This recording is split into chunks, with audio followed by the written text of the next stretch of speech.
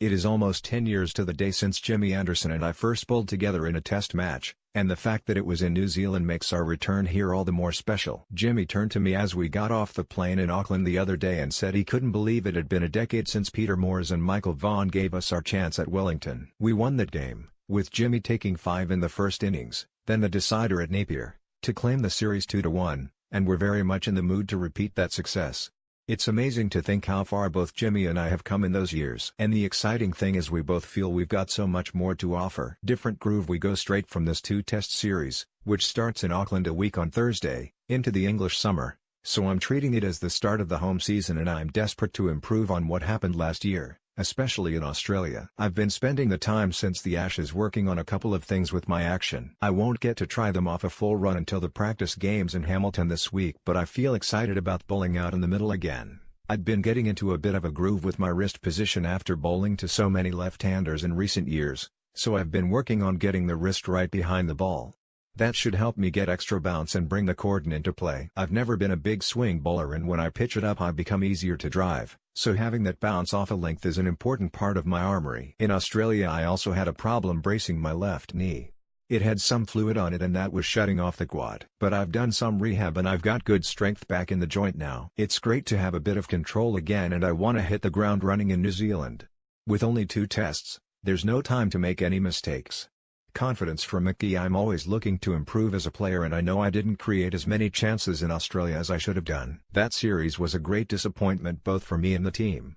But hats off to Australia, they were brilliant in their own conditions. The way I fought back after Perth, though, was something I take great confidence from. I was feeling pretty low after taking none for plenty at the Wake and I was under enormous pressure in the next game at the McGee. To come back with a cheap 4-4 on an unhelpful pitch showed character.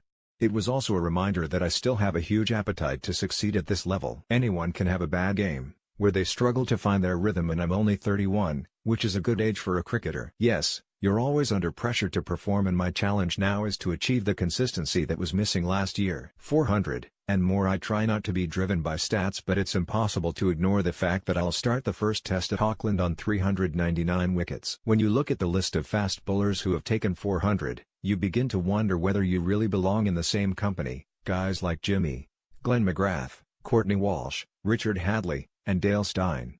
But to me, as much as the sheer weight of numbers, 400 test wickets means I've achieved high levels of consistency, fitness and mental strength. My biggest strength as a bowler is that I'm hugely competitive and I'm going to make sure that competitive spirit is on show over the next couple of weeks. Alright, on the day/night the first test will be a pink ball day-night affair at Auckland's Eden Park. 5 years ago we batted for 143 overs to save the test there, but that was a very flat pitch and I have a feeling things are going to be different this time. We've played 2 pink ball tests recently and the one in Adelaide was probably of more relevance to this game than the one against West Indies at Edgbaston. We found the Australian Kookaburra did a lot more under lights than the English Dukes, so we may be in the territory of early declarations if it means getting New Zealand into bat under lights. I think our recent experience against Australia, when we bowled them out for 138 in their second innings, should stand us in good stead. Jimmy and I. One final word on Jimmy Anderson. During that game at Perth, he and I went past Courtney Walsh and Curtly Ambrose as the most prolific pair of fast bowlers in Test history. That was very special, but it's only a staging post. We're hungry for more. One of the reasons we work well together is that don't tend to fire at the same time. Generally, one of us is always on top of our game, which means we've rarely left the team in the lurch. The stats are nice, but don't for 1 minute think we're nearing the end.